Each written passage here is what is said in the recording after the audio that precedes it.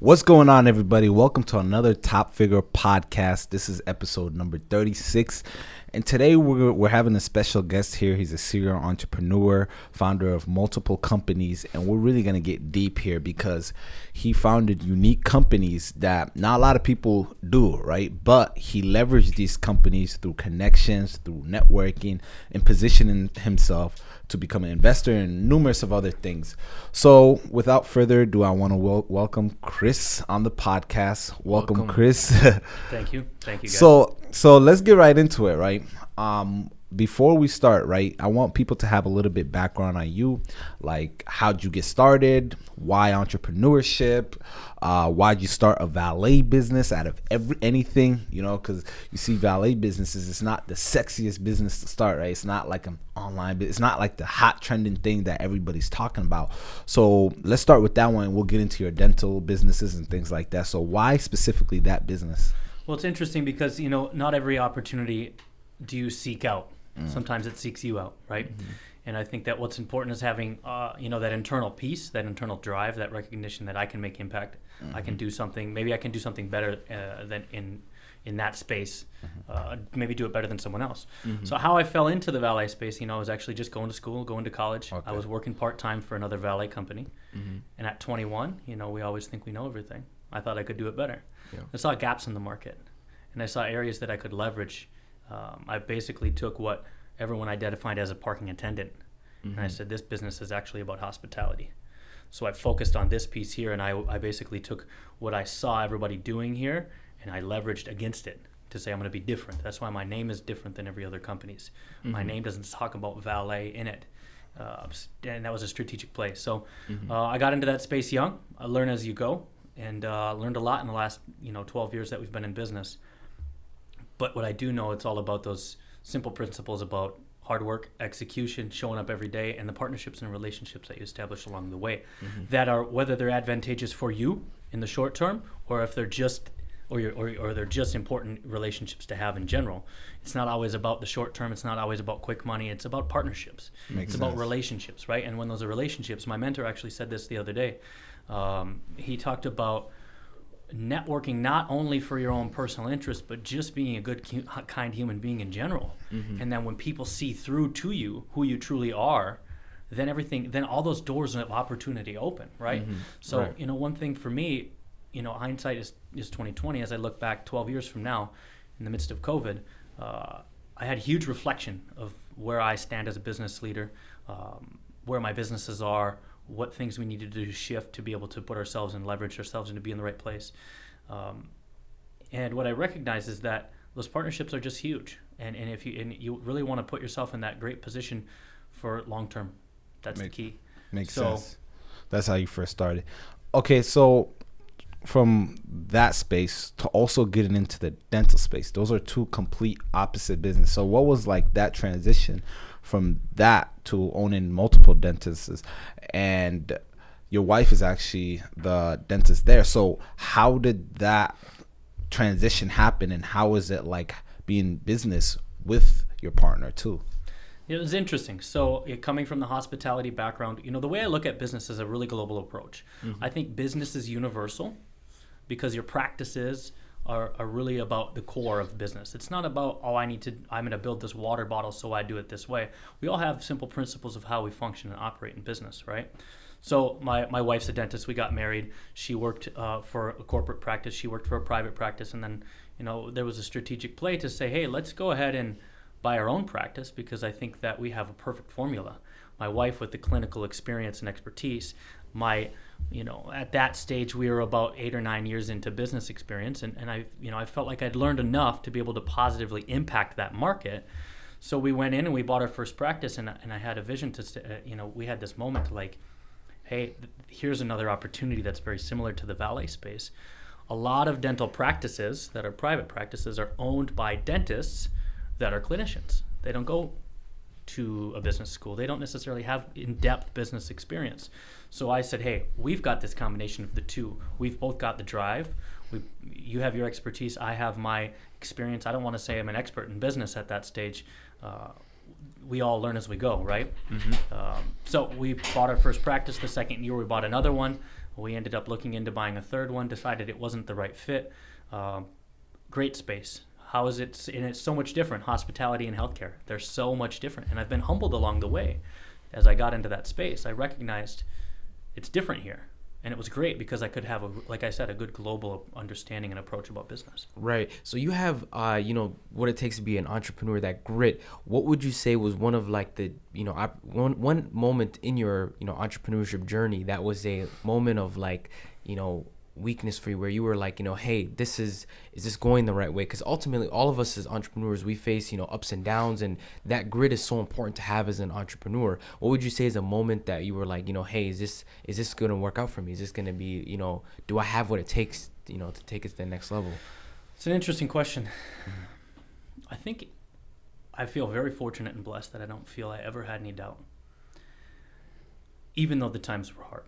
Mm-hmm. I was so narrowly focused.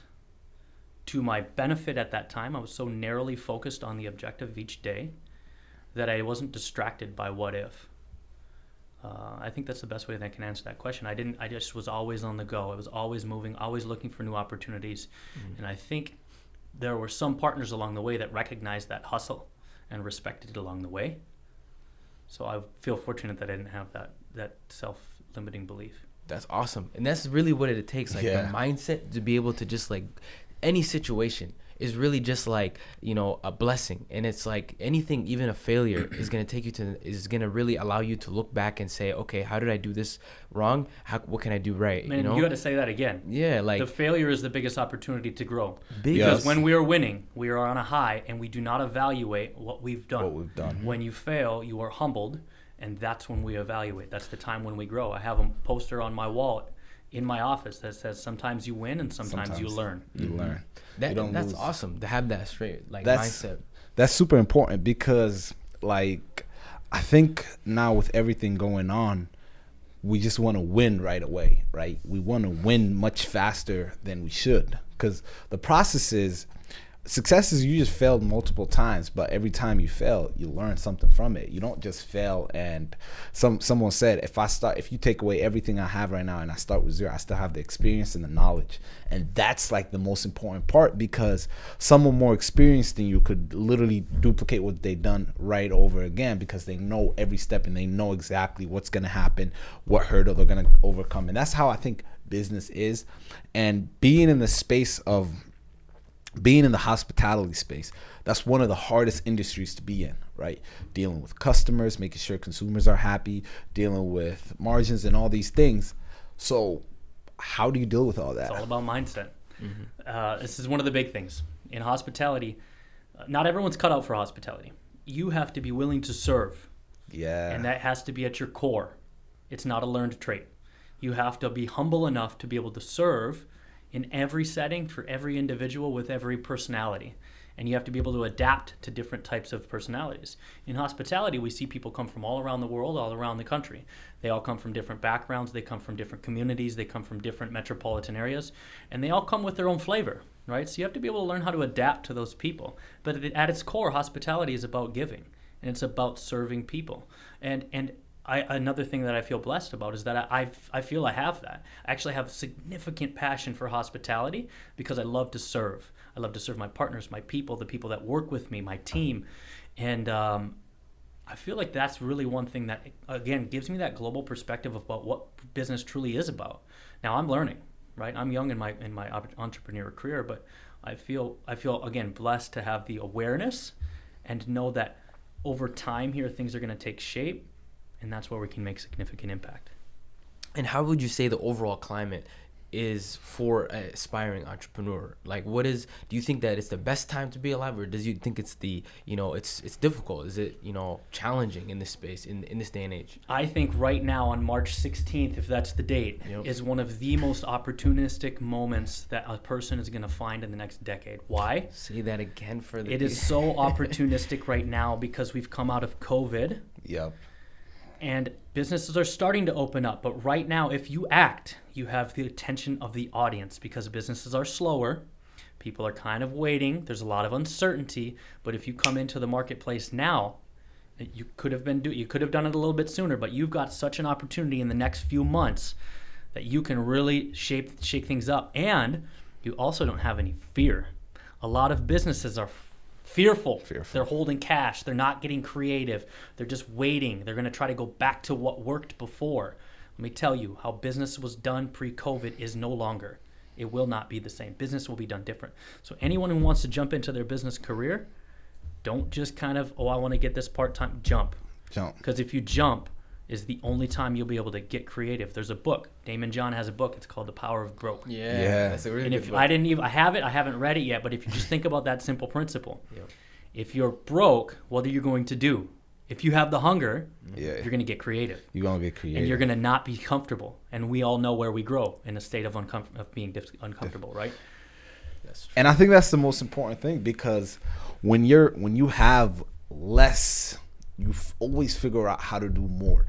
And especially when you have more and you've done everything, you kind of feel like sometimes how should I say this? Sometimes you feel crippled because you're scared to make the wrong move. You're like, okay, I have all these things now, I have all these resources. Maybe I should wait, and that's what a lot of people are doing. They're like pushing off right now. COVID is just about to end right now. Vaccines coming out, things are opening up. Everyone's like, let me see what everybody else is doing, right? Let me just wait on it. When this is the time, you should be going all out, being the most known, being out there, because once everything gets back to normal, the noise is not the same. Correct. Right? You're on the same level as everybody else. So this is the time to make the most amount of noise, do the most amount of marketing, making sure you get known as an authority in your industry. Well, one thing that I personally did for our businesses is that we just stayed engaged the whole time. And we stayed engaged, really well connected in all of these spaces, healthcare, hospitality. I've tried to talk to as many people as I can because I want to understand how they're thinking, because we are all our own consumers, right? So our thought process is also going to kind of dictate consumer behavior if you have a wide enough understanding and perspective. So I just tried to stay engaged, and what I've found is through this process of being engaged in this last year, I've always maintained relevancy, right? So going back to that same point, if you get in now, you're going to be in that conversation. If you try to catch up at that moment, a perfect example is when the mask thing was such a big deal. No one could find PPE, no one could find masks. Yeah. But guess what? The people that were prepared didn't have an issue. Yeah. Right? They had a little bit of supply, and they were relevant. They were in front of the game.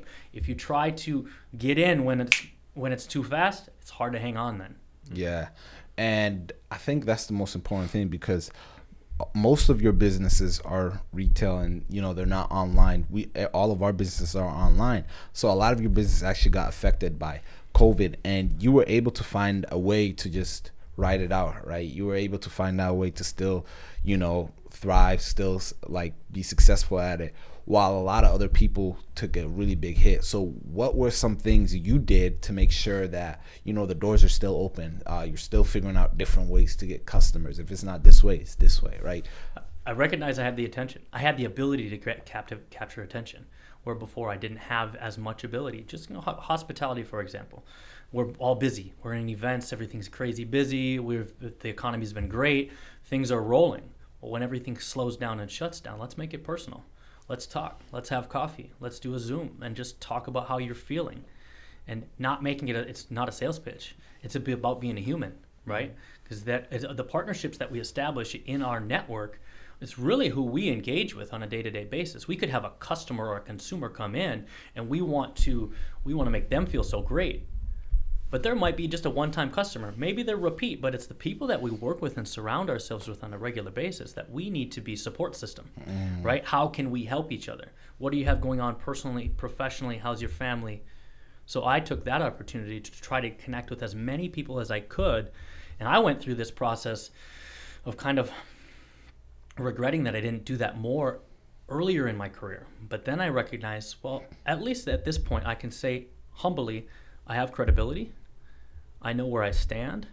I have a little bit of experience, so I can speak the language appropriately. I didn't have to fake it, right? Because now I can truly speak that language. So I just tried to stay engaged and be there for people, and that. But at the same time, it was one of the hardest things for me personally as a leader. I didn't have a lot of answers for my team because we didn't know how long this was going to take. And tough. Yeah, really know.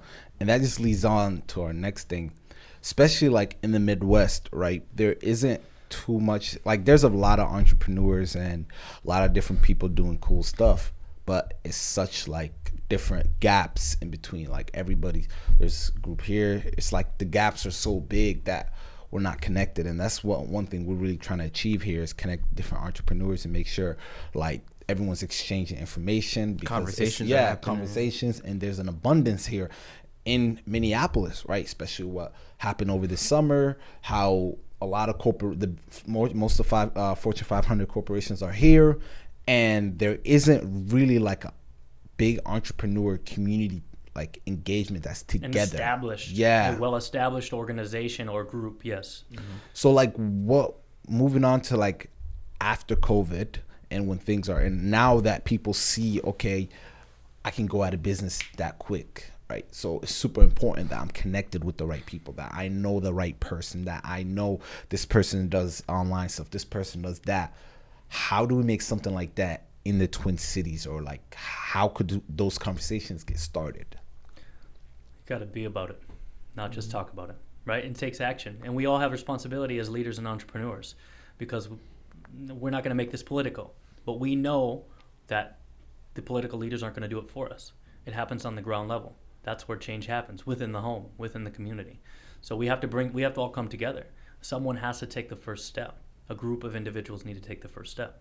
Mm-hmm. Yeah, we got some exciting new things coming out, especially like, just us as all individuals. And the reason why we have these podcasts is just so we can like create a dialogue with as much entrepreneurship in the Twin Cities and across the world, that, the underserved communities can get, a perspective, a different type of perspective that's not really talked about, that's not really, portrayed, and like you said, like the political movement, it's sad to say a lot of the political leaders don't really reach out to or do enough within our local communities. So you're right, it's up to us to really create and start to shift that narrative. So man, I'm excited for what's going to come out of Minnesota. Like we're gonna really create a shift here in our hometown, so yeah, we just need to take the necessary steps. 100%. Yeah, and the necessary steps are important, but the next most important thing is people need to be speaking about these things, right? People need to be connecting with each other. And I think there's something that's like in Atlanta and New York and all the Cali and all these other places, a lot of entrepreneurs, there's an abundance mindset. Like, I'm not taking from your plate, you're not taking from my plate. Let's all bring whatever we have to the table, and we kind of don't have that energy here. And then that's one thing people are secluded here. Yeah, that's one thing we want to start creating. It's like, how do we not have people have that fear mindset? Like, nobody's taking from you. There's more than enough to go around for everybody. We got to have that abundance mindset. So how should people really switch their mindset to the abundance side of things? Because I'm pretty sure right now, most of your business, you have a lot of competitors, right? We all have competition in business, right? Yep. It's that differentiating factor, and that all comes down to our core of who we are and what we do. And going back to the conversations. So what can we do to shift that mindset? You know what it takes? It takes deliberate action. It takes deliberate steps. It doesn't just happen by thinking about it. You can watch a video and be motivated, but until you take action and literally sit down and take that and make that part of your being, well, then it won't. And until you do that, nothing's going to change, right? So it's like anything that we do. You say you want to go, you're hungry, you need to get up and get food. It's the same as shifting your mindset. You need to spend time on it. You need to meditate. You need to take everything out that's inside your mind and evaluate it. And you need to say, okay, this is what serves me, and here's how I can serve people. So it takes a deliberate action. You have to do that. Now, what's the formula to do that? The challenge is different for everybody. So it takes soul searching. And you gotta, I feel like, be honest with yourself. That's one thing that is super hard for entrepreneurs to do, because being brutally honest with yourself is one of the best things you can do for yourself. Long term. Like, foundationally. If you're not at the place you want to be, and if you're not at the place you're happy with, now with Instagram, it's so easy to get gassed up by other people, right? People congratulating you when you really don't feel like you actually accomplished something, but to the other people's eyes, they're like, wow, you're crushing it, man, congrats. And sometimes that gets to people's head, and they think they're at a place they're really not. So like, in terms of you said long term. How do you stay honest with yourself and brutally honest with yourself? Because it's valuable for you long term, right? Yeah, the thing is, it's different for everybody, right? The way that I'm 34. I've been in business for 13 years. I've learned a lot in those 13 years. And what I've learned as I continue to get into business, I've recognized there's a lot I don't know. The more I get in, the more I recognize I don't know. And I think that's the humbling piece, is trying to understand that. So tell me the question again.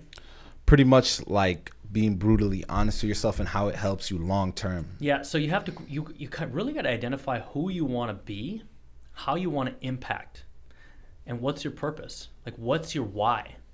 And you have to truly identify that. Not really what your why is for today, because that's short term, right? That's so short lived.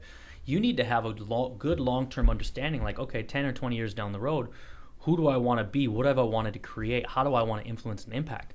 That's challenging for someone that's young. Yeah. Because it doesn't actually, your mind doesn't you don't actually conceptualize that, right? You don't actually, sometimes your mind doesn't even go there. You can't see it. Yeah. So what you need to recognize, I think part of the way to answer this question is recognize the opportunity that you have that's in front of you within your own network, within your own strengths, who you are, and how you can leverage that for good, right? So recognizing, identifying that, and then find a place that you're passionate about it. Because if you're not passionate about something, it's not going to fall flat. I've had multiple businesses that I've closed. Why? Because I recognized I wasn't passionate about it. And if I'm not passionate in this space, there's no point in being in it. Yeah. So recognize, find that for your own internal. So, I mean, everyone can say there's no perfect instruction. That's the hardest thing. It takes soul searching. But it takes deliberate action. Facts. That's powerful. That's deep. And it's like so much people don't get it, through their head, where they're like, how do I start? We get this question so much on Instagram. Like, everybody messages us like, how do I get started? Or I need some motivation to get started. I need some, that's the most common question.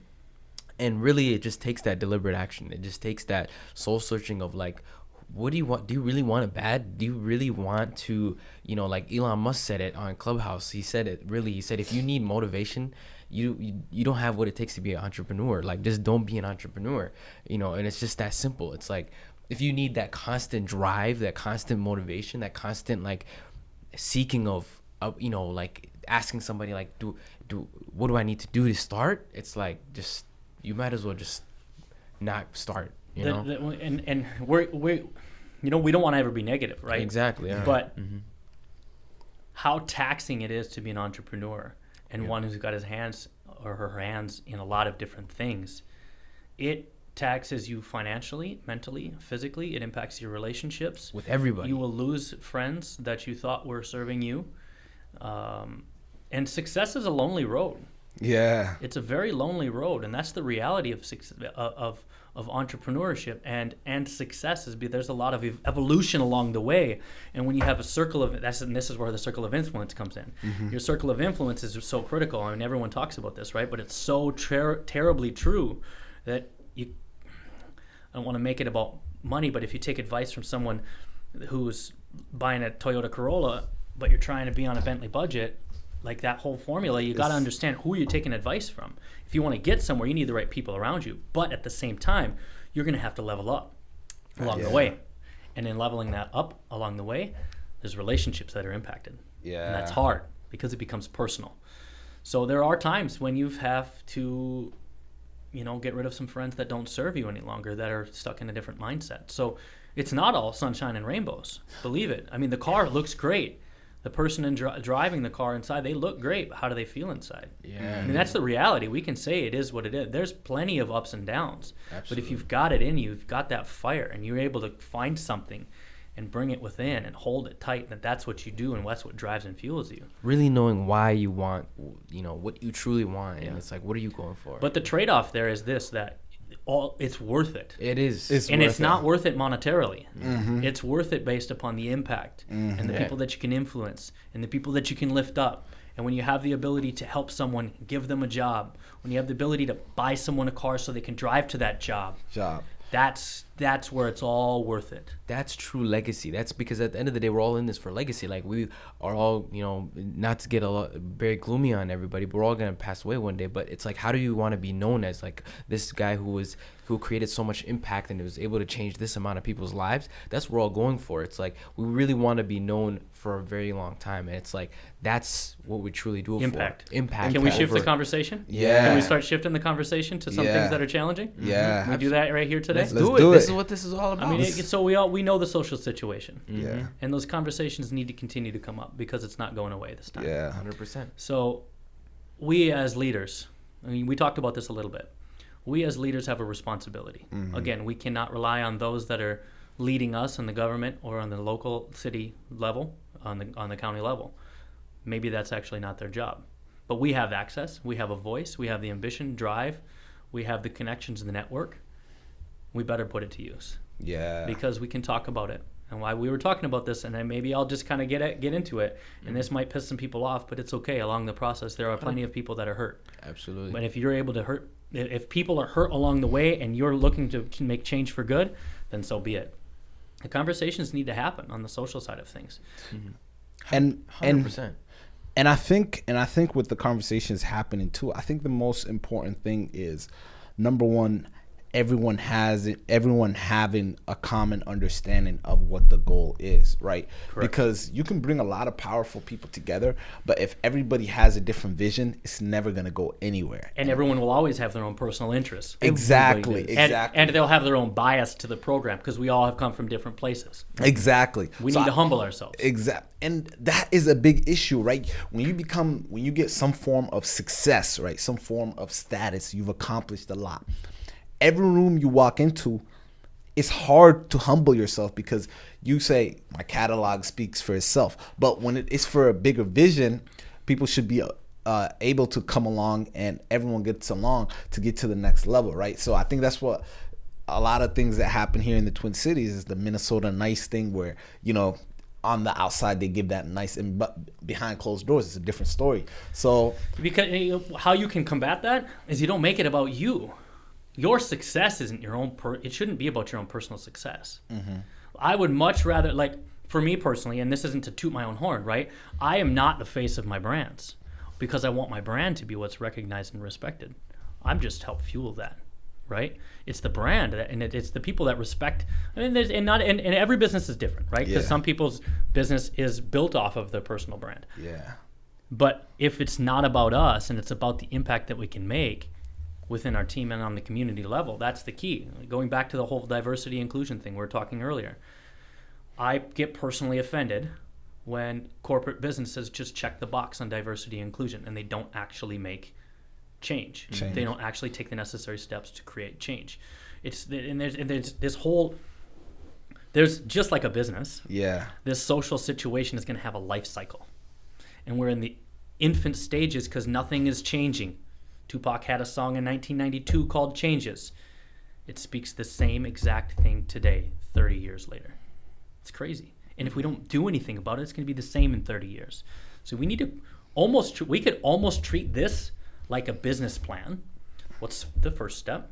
Who's involved? Who are the resources for step 2 and step 3 and step 4? And it's going to take years. And it's going to take years. It's not going to just change overnight. It's not going to just change this summer. It's just not. Right. And that's a really great point you bring up, because as being Black founder, especially in the entrepreneurship lane, it's very difficult, right? We get less funding, you get less opportunities, less closed doors, but that shouldn't be an excuse. It's like, okay, we got to work 10 times harder just to get the same results. But now, how do we bring awareness to that? How do we bring, because there's some people that they just don't know about it, right? I've had conversations with certain people. They're just like, wow, you guys go through, I never knew about it, because the awareness isn't really out there, and there isn't a place where, everyone comes together and speaks about these type of things, to where it's like, okay, how do we get founders like you guys more funding? How do we get more investment for your tech starters, for these type of things, even though your ideas are super great, right? Even though, they say the most richest place is the graveyard, because everybody dies with their ideas, because too often we don't feel like we qualified enough to go out there and pitch and You get and I out are of no our. different than the next person. Mm-hmm. We all make the decisions that we make every day. Mm-hmm. Being in this game is just about acting. You just have to take action. That's it. And can I make a statement as a white man, right? I'm in a different position than an African American. So I'm than an African American business owner. You made a statement that said you have more closed doors. What I would say is that's an opportunity and a blessing to take that as fuel to push you. That I don't have that same opportunity, right? So you take that closed door and you use that as fuel to drive you to push even further. Facts. And it's like, And I hope that that's not offensive, right? No, because no. that could sound wrong coming from a white man, Yep. right? And I want to. It's interesting because we were talking about that white man thing. It's almost hard for me to say, Yeah. but I think we need to keep saying, Yeah. and we need to keep identifying and have difficult conversations because we're all here for the common good, Exactly. and we respect each other. We all know we're coming from a good place, Yep. right? 100%. It's like honesty is really the biggest thing. It's like just to be able to have an open dialogue is key. Because if we don't have these conversations, we can't push the narrative forward. And it's like, so what do you see as far as like, you're in your position, of privilege, being able to be in your space? How can you really benefit or help, the that African or American entrepreneur? What do you see as like what in your perspective can you do to push the conversation forward in your communities, in your in your environment? Have conversation. Yeah. Right. So there's action. There's people like you and I who have to come together, and we have to bring in other business leaders. But I had an example. I had a conversation with a student athlete this last weekend. He happens to be of African American descent, and my perspective, I looked at his opportunity, and I let him look at things from a totally different perspective, right? And I feel like there was some good takeaway from him there, and I'd love to see the follow up and the follow through. And I think if he takes that that right action, and instead of thinking outside the box, maybe you start creating it. 100%. Makes sense. And honestly, that's how change is gonna ever like happen, right? Yeah, we have to come together, and it takes action. It takes. And we can't just talk about it, right? Yeah. We actually have to be about it. Yeah. Speaking of action, right? Because our podcast, we like people getting takeaways from it, right? What are some actionable things people can do right away if they want to get into the hospitality industry, right? Because there's some of our listeners that are not, they just don't want to start an online business. They actually want to start a physical retail hospitality business, whether it's a boutique store, whatever it is, right? What are some actionable things that they can take from your experience? You've seen, okay, this is happening. This is the trend. After COVID, this is where things are heading. I think that piece of advice there is where everyone's focused, look the other way. Because when everyone's focused, there's a lot of opportunity here that no one's focused on. And there's big opportunity in the area that no one's looking. That's the gaps that I was referring to. There's gaps. People always leave gaps. Like Warren Buffett says in the stock market, when everyone's running, get in. When everyone's excited, sell. Yep. It's that same mentality. So people are going to start going in one direction, and naturally human nature is going to put you here. Then that's where you look over here. Because this is all guaranteed to rebound. It's a guarantee to rebound. So I think that if anyone wants to get into business, this is the opportunity. The thing is that times have changed. COVID has fast-tracked technology 10 years in one year. It's crazy. So Every anything industry. goes right now. Yep. New opportunities. You have, like, if someone's to come to me as a business owner in any one of the 4 or 5 businesses that I have and comes to me with a new creative idea, they have my attention now more than they ever have before. So if you have a creative idea, start pitching that idea. Yep. Start having those conversations. Don't be afraid to change the narrative, because the traditional way of doing business is changing, and we're in this interesting period where things are going to leapfrog. Yep. And that doesn't happen all the time. But COVID's a leapfrog scenario to where people are, and that's why we see so many organizations that are booming right now. They were prepared for it, but then there's also people who acted right away. So that's it. The key is you just got to act. If you've got an idea, start going through the motions. Commit. You just got to commit. That's what we just posted about that. It was like, commit first, figure it out later. Like, That's really. it. The answer, there's a book. The book is called, and I didn't read this one either, but I bought it for the title. The book is called The Answer is Yes. How can I help you? Yeah, yep. And it was written by an executive chef, and I picked it up when I was on a trip with my mentor in Chicago, and they were selling the books. And I was like, I got to have that one. Yeah. It's perfect. It's perfect. It says the answer. Yeah, no, that's it. Really, just do it and just figure it out later, and that's really the motto and everything. So that's awesome. Like, So tell me, I have a question for you guys. yeah, go ahead. African American entrepreneurs, Mm-hmm. what can a white male entrepreneur Yes, do to support change? great question. Yeah. I think the number one most important thing is opening doors to certain connections, right? Because a warm intro is always the best than to just a random pitch. For instance, let's say in your position, someone wants to get into the dental field. You're really well connected in that industry. They come to you, they pitch you, just be like, okay, I know such and such, here's the right connection. And while you're making that pitch, go up to the other person and say, hey, this is a great opportunity, give them the full attention and do those type of things. I think opening intros is one of the most important things. So that's for business. underlooked. That's underlooked. Say it again then. The power of literally someone can, like, if me and Sal, we know each other really well, he has a higher chance of saying yes if I bring someone to him and say, hey, this person got a really good idea, make sure you listen to him, take coffee with them. That's way easier than that person just randomly pitching Sal and saying like, hey, Sal, I got this idea, what do you think? Things like that. I think that's one of the most important things. And if those connections and warm intros start happening, it's really going to change a lot of things. It's ironic that you say that. I put a post out last night where they talk about, was it Elon Musk who said, or I don't remember who it was that said, we have baby showers, let's have business showers. Yeah. I posted it last night and said, we need a CEO group of people that wants to support new business coming in. Yep. That's great. That's on the business side of things. On the social side of things, what can someone like I do? Because I'm in a position that I have a reputation, I have access, I have attention, I can get that attention. So what can I do? I want to start changing. The narrative has to change, and it can't only come from the African American community. It can't just be this check the box in corporate world, right? Exactly. You can't just be this diversity inclusion. What does it mean at its core? What does it represent? Right. Exactly. What actionable steps can we take? So what can I do? That would really change the game, because then let's say you're connected this person and you're connected with the Timberwolves, then you connect there. If literally those people just start opening the doors to their connections that they've been building for like the last 10, 20 years, it'll really, really shift a lot of things. And I can already see as soon as you connect someone with another person, they're way more interested. They're like, okay, Chris, he doesn't bring a lot of he doesn't bring a lot of people to me. There's a reason why he brought this. Let me give him my full attention, and then if they like it, way higher chance rather than a cold pitch. So I've always had success with people connecting me with their warm intros or doing a warm email or doing a warm meeting, things like that. It'll really shift a lot of things, and it'll propel that person to the next level.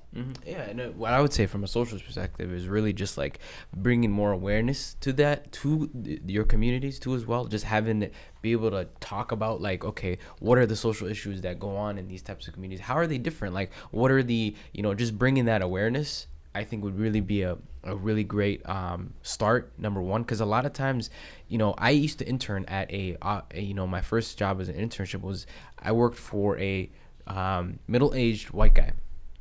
Had no idea, never met any Somalis in his entire life. Had no clue, you know what I mean? And it turned out that I started working with him.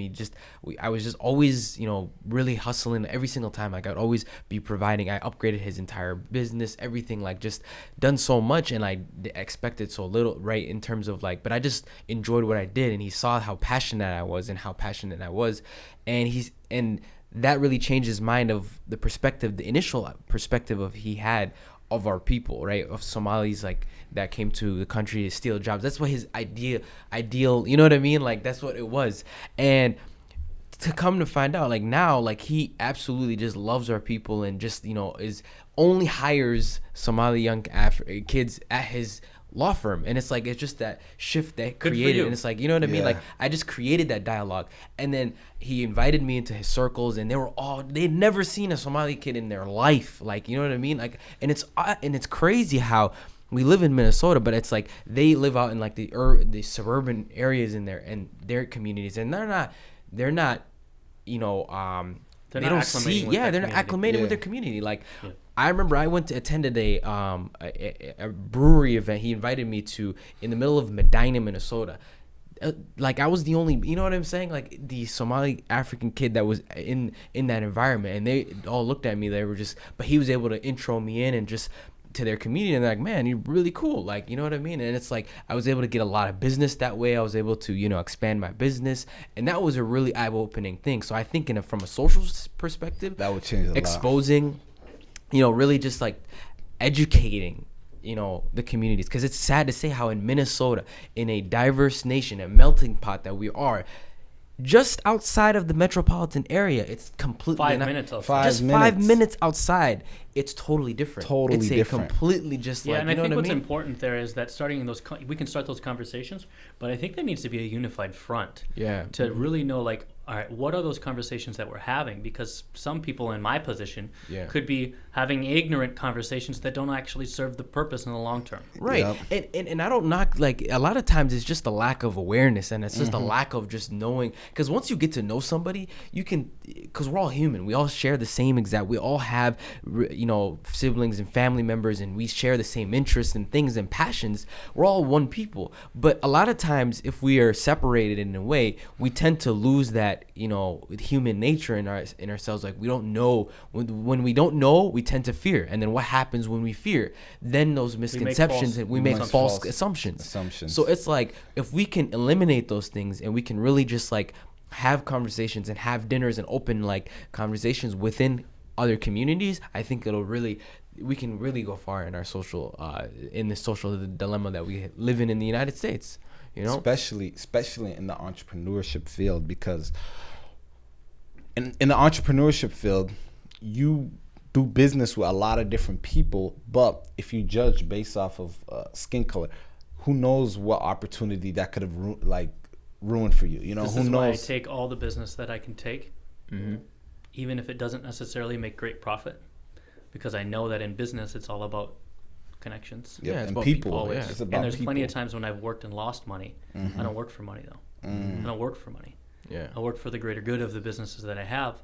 On the social side of things, it's a different story, though. Yeah, because you have a pretty diverse, like, you know, staff force. You know, in your. I mean, it's great. We have one of our dental practices. We have, I think, almost every walk of life that you could have within eight people. Yeah, A Muslim, a Jewish individual, a Hmong, a white person, Latino.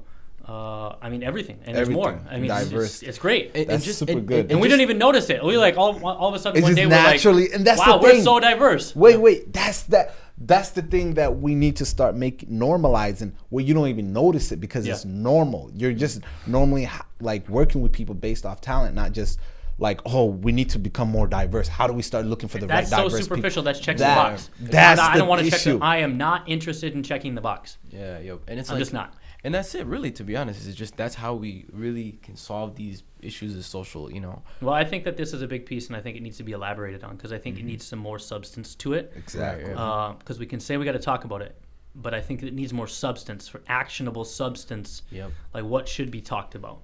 Because I can say, okay, I can talk about it, right? Let me go talk about this social situation as a white male. But I'm going to come with my opinion and my bias.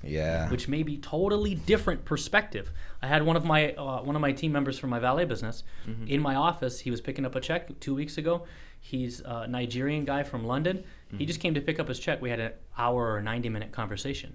And at the end of it, he said something, and I was like, you know what? He's thinking of it from a totally different perspective than I am.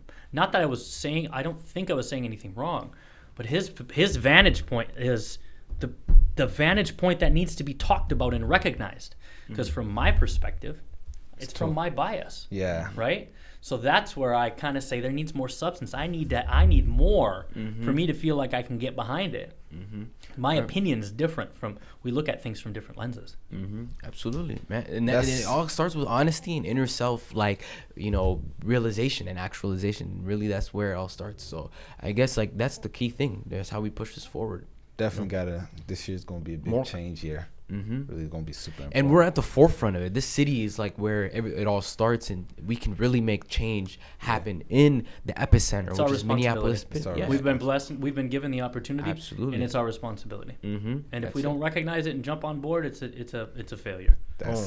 That's crazy, guys. You guys heard it from here. This is the Top Figure Podcast, where we have open dialogues about business, life, and everything. Today we had Chris come on, serial entrepreneur, has multiple companies, and he really gave a broad perspective on everything that's been going on. You guys could have literally taken some of the things he said and apply it directly to your business. That's what this podcast is about. We give you actionable things. Thank you guys for tuning in on another episode of the podcast. This is episode 36. You know this is the year. Thank you guys for following along. By the way, make sure if you stay till the end, make sure you guys take a screenshot of the podcast, share us on social media, tag us. That's how we're going to grow. This year, we're trying to get to top 100 business podcasts, and we could do it with your help. So appreciate you guys for supporting, listening to the whole podcast. Chris, let them know where they could find you. What are all your socials, where they can find you on social media and things like that. My social media, they'll have me tagged here on the Instagram. I don't do a ton of stuff on social. It's been about results. Yep. And I know that now I'm recognizing again that I have the ability to influence. So I'll start working on some of that. But you can find me on the social media here. Other than that, I'm in my businesses and I'm trying to help people. Yep. Perfect. You heard it. He's trying to help the people. Awesome. Appreciate you for coming on. Thanks, gentlemen. I appreciate it. Peace. Awesome.